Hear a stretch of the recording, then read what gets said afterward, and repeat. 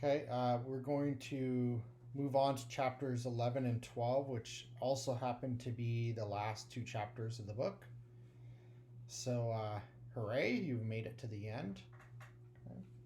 So, chapter 11 is on social networks, auctions, and portals. So, we'll spend a little bit of time on that. And then, chapter 12 is on supply chain management. So, we'll talk a bit about that as well. So social networks have been around for uh, about 15 years or so in the current sense. But the idea of a social network or community has existed on the internet for a very long time. So before the Facebooks of the world, even before the MySpaces and Friendsters of the world, we had things called online bulletin boards or news groups. And so we had that sense of community. Oftentimes we'd have a global community like America Online, CompuServe, Prodigy, and then we'd have, in some cases, local bulletin boards uh, that folks in local areas would congregate on. So I used to be a BBS or bulletin board service administrator with a friend who owned an internet provider. So our town had a bulletin board where we could have that sort of community uh, on the internet, so to speak. But then there's also the concept of news groups, which the closest thing we have today are things like Reddit. Okay, so Reddit really provides the function of what news groups used to provide. Okay, all right. But now we've got social networks like LinkedIn, Facebook, Twitter, Instagram, Snapchat, Pinterest, things like that. Okay. So we've got a number of different communities in the form of social networks today. Facebook being primarily for personal friendships and families and things like that. LinkedIn being for professional networking, for job hunts. Uh, Instagram being a photo sharing social network. Twitter being a short message, like update type social network. And Facebook being by far the largest in terms of active users each month. We spend a lot of time on social networks in general, I should say, because not all of us do that. But in general, people do spend a lot of time. So if you look at Facebook is about 24 and a half hours a month. For some people, it's more like uh, 80 hours times 4 weeks, 320 hours a month, or 1,000 hours a month, however many hours it happen to be in a month. For some people, they're on it all the time. Okay. As far as social networks being a business, huge amounts of dollars are spent on these social networks in terms of advertising. Facebook and Instagram being the largest, but the other sites coming in around the $1 billion mark for all the other sites. All right. We can have general communities, like I mentioned, Facebook being a general community. We can have special interest communities as well. So things like Meetup allow you to have special interest groups meet up either online or online / in person. And so it facilitates that type of social networking there. Uh, we have algorithms which are used to help define what these social networks show you in terms of content. We used to have affinity groups on Facebook, not so much anymore, where, say, I graduated in the class of 2020 from uh, John Jones High School of Riverside, then there might be an affinity network for that. I don't believe that Facebook has that concept anymore. Okay. Social networks can have things like a profile, a news feed, maybe a chronology or history of events. That's called timeline in Facebook world. Um, Perhaps stories, content like photos and videos, show how you relate to other people. So your network allow you to find other people. Have the concept of favorites or likes. Okay. Some of them have chat. Some of them give you the ability to do message boards, so post updates. And some of them have groups for like affinities. Okay. Moving on to auctions. So eBay being the most commonly known. And so eBay's been around for about 25 years now. And eBay effectively created this online auction platform, and Pierre Omidyar, the founder of eBay, kind of did it as a bit of a joke to begin with. He had a broken laser pointer, as the story goes, and he created a site to list it, and just as a joke, he wondered if anybody was in the market for broken laser pointers. And someone was. And he actually said, well, do you realize it's broken? And the person said, yeah, I collect broken laser pointers. And that's when he realized he had a multi-billion-dollar idea there. Okay. I've sold a lot of stuff over the years on eBay. Some big things, some little things. It's a very interesting way to sell things. They can give us liquidity in terms of value of an item. Something that otherwise might have any value can have a significant amount of value. They say another man's trash, or one man's trash is another man's treasure. It's sort of the same thing here with auctions. Okay? We can have the network effect, so more buyers equals more sellers equals more buyers. But we can have some drawbacks like risk. That's a huge one, trust and risk. And so companies like PayPal and eBay, they come up with risk management groups who focus on ensuring that it's a safe environment, there's trust, and risks are minimized. And so, one example I give there is I've sold stuff before and had someone who clearly was trying to scam on the platform and not selling to the person and reporting them. So they have a good mechanism for reporting this sort of thing. Okay, it's a successful model for some sites. Okay. There are different types of auctions. So what we typically see on like eBay is English auctions, where the higher bidder wins, although there are things like buy it now options for those who don't want to sit there and bid up the price. And then there's name your own price auctions. Priceline kind of pioneered this. Some types of products lend themselves well to auctions, other types do not. Auctions are not necessarily the cheapest way to buy something. And then there's this idea of herd behavior. So if we see that a auction listing has bids on it, we're more likely to bid on it ourselves. If an auction has 0 bids, we're less likely to bid on it. Okay. If you pay too much for an item, and believe me, I think we've all done this if we've done auctions, we have buyer's regret or winner's regret, and we regret that we won the bid. Okay.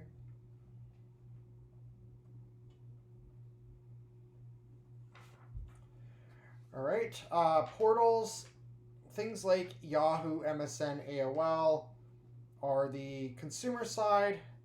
Probably would say that these are not as prevalent as they used to be. So in the days before social networking and really good search engines, you would land on, say, Yahoo.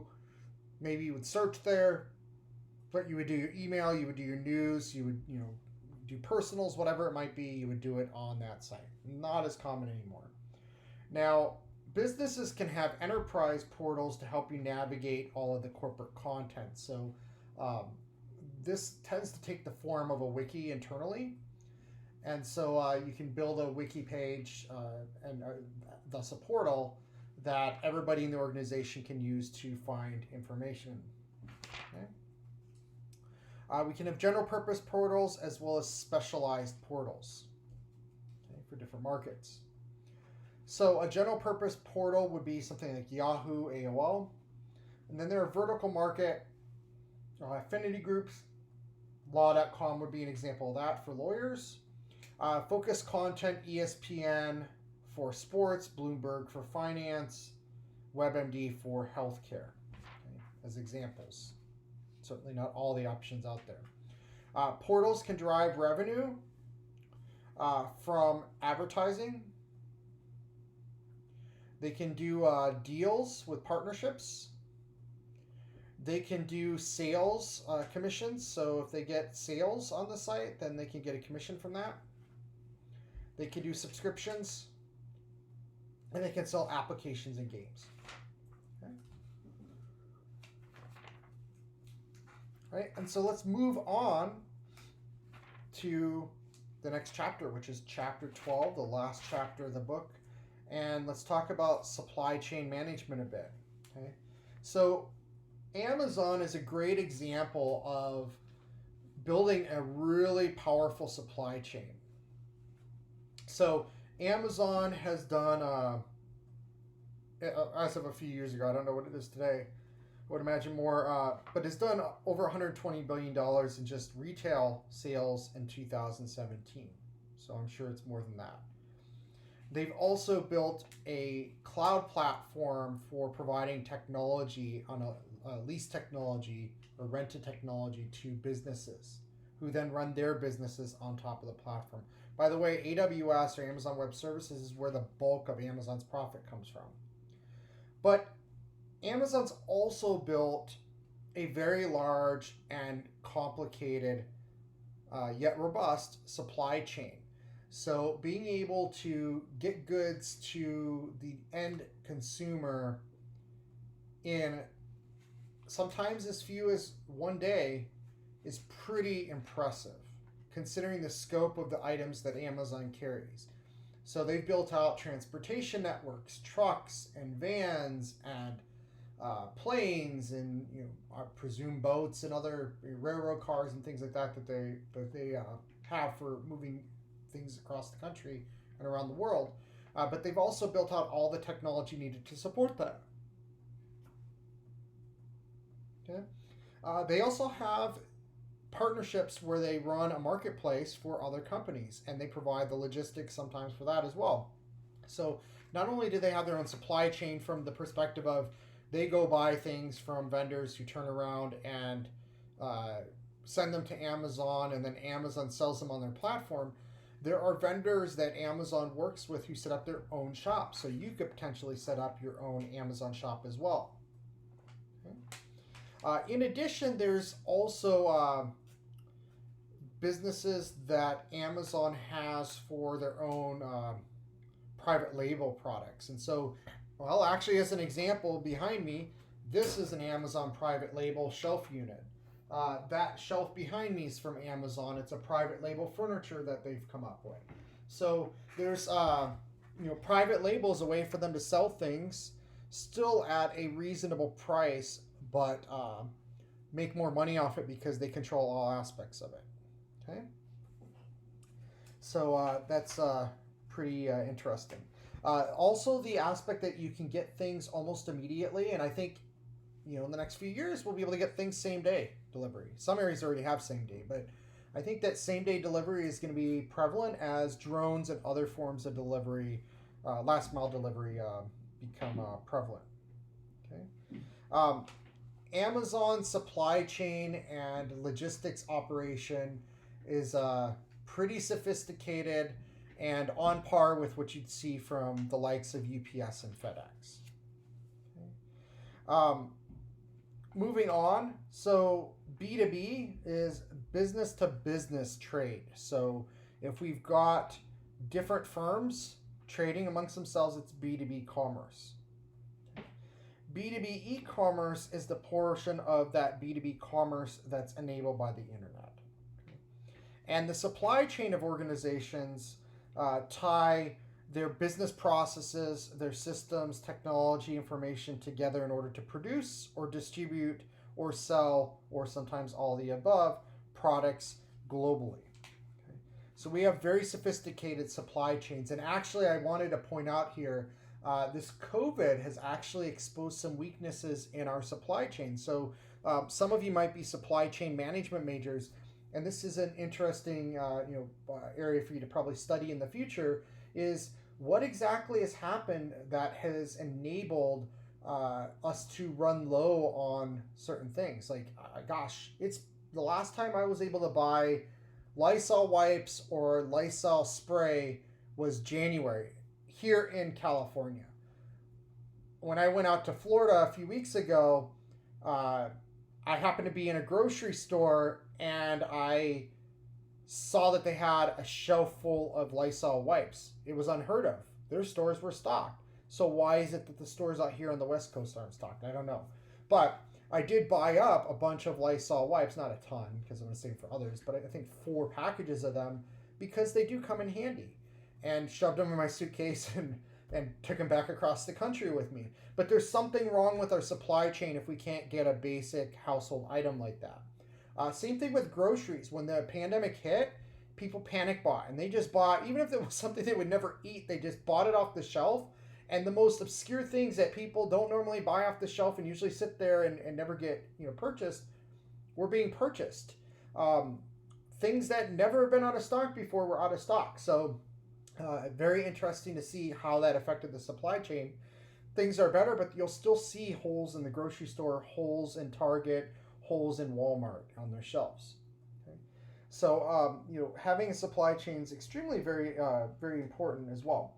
Another thing is automated order entry systems, and so one of the things that I used to have to do when I was in college was I worked at a Burger King. Okay, don't laugh. All of us have to start somewhere, including all of you. So I worked at a Burger King, and I was a manager there because it paid a little bit more. And I used to have to do the orders. And in those days, the way that I did the orders was I would, initially what it was I had a form with codes on it, and then I'd put I write the quantity on the form, and then I would call into this phone system and I'd punch in 2081 pound, 5 pound for the quantity I wanted of item number 2051. Okay, and that's how I would do my ordering. Later on, we got a fax machine, and I started just faxing my order form with little bubbles on it, like a little Scantron. I'd fax it over to the vendor, and they must have fed it into some sort of scanner, which scanned in the order. Okay. The order correctness went up significantly when we moved to the fax machine. Now, today, we have order entry systems that are web-based and a mobile phone, and sometimes even based on sales. So, a business doesn't necessarily have someone who sits there and orders stuff. They might perform audits on things, but the supply chain these days, most of the time, is automated. But if it's not, let's just say we're at, I don't know what restaurants are like now because I don't work at a restaurant anymore. But with smartphones, I would imagine that, when we're the manager, we can just scan our phone up to a box of Whopper patties and find out that, we only have 5 left in stock. How many would you like to order? Well, I'd like to order 10 more boxes of Whopper patties so I don't run out this weekend. Okay. Being able to do that sort of thing has really transformed our ability to take advantage of the supply chain. We started off with, as I mentioned, the order entry systems via phone or fax. We started moving in the 80s. Walmart started doing this, EDI, electronic data interchange. Walmart invested, before they were as big as they are, they really invested in technology. And that technology allowed them to scale the business. So if you ever think that you can scale the business and just kind of wait on the technology till you're big enough for it, you might have already missed the boat. Walmart invested before they were ready, and it enabled them to really leapfrog the business over where they were previously. The mid-90s, we had B2B e-commerce sites. We started seeing private networks for interchange. So Walmart has private connectivity with, say, SC Johnson, Procter & Gamble, Ingram Micro, all these major manufacturers and distributors of products. Now we have social networks and, more recently, mobile apps that we can use for managing our supply chain. All right. B2B e-commerce has grown. So it's grown, and it's at about $7 trillion. About half of all B2B commerce now is e-commerce. Okay. So it's about $7 trillion now. And it was under, it was under 2 trillion in 2002. So in about 18 years, we've seen it over a tripling of how much is e-commerce now. Okay. All right. Procurement processes. So this is something that's I find very fascinating. Now businesses are embedding their procurement processes into their ERP systems, which if you took BIS 101, you remember ERP systems are enterprise resource planning systems. So now, rather than just generating a PO and having to send it to a vendor, procurement is now a function in the ERP system. So when I want to go buy something, I go to what's called a punch out site. And so the business doesn't have to maintain an inventory of products in the system. They do partnerships with leading vendors that you as an employee might want to go do business with anyway. So, for example, my time at Oracle, I believe we used Office Depot or Staples. I don't remember which one, but it doesn't matter. You would go to the procurement site in the ERP system. You'd click on office supplies. It would open a special window of whatever office supply store we used, their website. And on that website, the only items there were items that the company had approved and negotiated pricing for. And so you could choose the items you wanted, add them to your cart, and when you checked out, didn't ask you for a credit card, didn't ask you for anything. It then redirected you back to the procurement system where it was pre-populated with your employee information, your location, etc., and your cost center. If everything looked okay, you'd hit submit. It would go to your manager for approval, maybe another level depending on what you were buying. And then it would automatically charge your cost center for the cost, submit a PO to the vendor for payment, and the vendor would ship it to your address directly. Okay. So that's the level of procurement processes we have. And same thing for services, by the way, too. So let's say I needed to get a cell phone and service, or just service for that matter, punch outs to T-Mobile, AT&T, Verizon to allow you to purchase your plan, purchase your phone, submit it, and then everything was taken care of by the company. Or if you want employees to pay for their phone, then they provide a credit card, but then the service billing automatically gets billed to the organization's master account. So in an organization that's quite large, this is a significant cost savings because now you no longer have to go through and have people submit expense reports. You no longer have to go through and check cell phone bills. It really improves the efficiency of your organization. And I'll give a sidebar to that. As a manager at Oracle, I would get monthly reports about my employees' telecom costs report. Okay, and one of the interesting things was it was at a high level for each employee, and then you could drill in and see what was being spent. But when we moved to centralized billing for things, it made things a hell of a lot easier because we could then see what people were spending money on and what services they were using and what services they were not. And the services we were not using, we could stop paying for. So if we see that Johnny's got an office phone and a cell phone and takes one call a month on the office phone, but uses the cell phone all the time, then why do we need to have an office phone for Johnny? Okay. And that's a significant cost for a business. So being able to identify that sort of thing is very key. It's also key to negotiate with your suppliers. So having that level of data. So if you do that integration, very, very helpful for you in negotiating your pricing with suppliers. Okay. We can have multiple levels of supply chain. So we can have primary supply chain, secondary supply chain, and tertiary suppliers. So I might be a manufacturer, and so I purchase metal computer cases, chips, hard drives, etc. from my suppliers. Those suppliers then procure for the computer, they procure steel and plastic. Okay.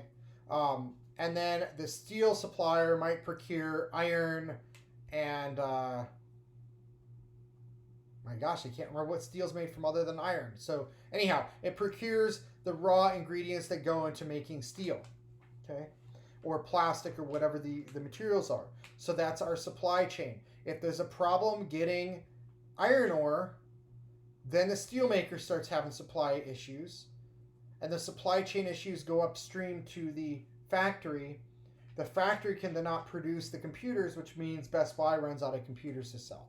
This actually happened during the pandemic with things like webcams and computer memory and laptops, etc., because there's such a need for these devices as everybody started both working at home and going to school at home. So it's going to be interesting to see the data on how we went in terms of digital divide of people having devices in their home for their kids to where we are today. It's going to be amazing to see what that, how fast we were able to make that happen. All right. Legacy computer systems can be used even with modern computer systems. So we can have integration points with key old systems like a mainframe. And the example of this I use is I used to work for a company, they don't exist anymore, but they had a mainframe-based expense reporting system. Okay? And so you filed your expenses in a mainframe. So you literally, if you haven't used the command line before, we all used to have to use the command line. And to do our expenses, you had to go in through this mainframe computer and enter all your expenses. But you couldn't attach receipts because the mainframe didn't have the ability to have attachments. So what would happen is you'd get a cover sheet on the screen, you'd screen print it, and you'd print it off. And then you would photocopy all your receipts onto 8.5 by 11 paper, and you'd put a paper clip on it with that cover sheet, and you'd put them in an envelope, and you'd mail it off to the head office. In the meantime, you're not getting reimbursed for your expenses. And if you had a corporate card, you still had to pay the bill. You'd mail it off, and then they would basically go through and scan those receipts using the cover sheet to associate it with a record in the mainframe. Now, the scanning system was completely isolated from the mainframe. It was a new modern system for scanning. So they had built some glue application code to connect the two to reference a file on the new system as the receipt. So if someone was in the mainframe, there would be a reference file number 1234567, and then they could go search for that file in the web-based system that was modern, okay? And then pull up the receipts for the auditing purposes. Okay? Even now today, there is even more sophisticated integration available where you can have even more integration than you could have in the past. Okay. All right. Accountable supply chains. Apple's stated that this is one of their key business metrics is in terms of earth-friendly and labor that is not in poor working conditions in other countries. Okay. Other companies are trying to be that way as well. We talked about EDI. So EDI is just a way to do data interconnectivity and sharing information between different companies. So you'll have a system that has access from other company systems as well. Cloud-based B2B. So now we shift to a cloud-based model where it's just more broadly available. We use supply chain management systems, which tend to be part of ERP systems, but they don't always have to be. They can be a separate system. And so SAP is an example. Oracle is another example of a supply chain management system. Okay. Let's see what else. I don't think there's a whole lot more we need to cover. I don't think social networks have really become too big in the enterprise from a back office perspective yet, but things like Slack have become very key to ERP and SCM systems. Okay. And let's go ahead and I think we will call it done. Yeah, I think that's good. I think that's good for this particular chapter. Okay, so very importantly, this is the last substantive unit in the course. The exam will be posted for you next week. Okay, so make sure that you keep an eye out for that exam. Read through the syllabus for the parameters of the exam. The exam has standard questions, multiple choice. So the core questions are all multiple choice. There are a few multiple choice questions that are extra credit for a little bit of points. There is a substantial essay for extra credit, which would make up for one discussion and then an extra point on top if you assuming you got a perfect score, which is not necessarily likely for most people. But if you got a perfect score, then you could make up a discussion and a point from something else. Okay, so if you missed any of the discussions, you should do the extra credit that I already assigned. Don't BS it. I've been able to tell when there's BSing on it, please. Okay, so no BSing on it. It's in your best interest to learn how to attend those types of business conferences to learn in your particular area of interest. You've got the extra credit opportunities on the exam. Some of you did a phenomenal job and ended up with a little bit of extra credit on homework assignments. And between all those things, that should make up roughly probably 2 discussions, maybe 3, okay, if you missed them. All right, because the discussions, no more. If you turn in the homework late or the case study late or well, you can't turn the exam in late, but if you turn in the case study or homework late, be sure to look at my notations that I made in the announcement the other day on the penalties, which are also on the syllabus.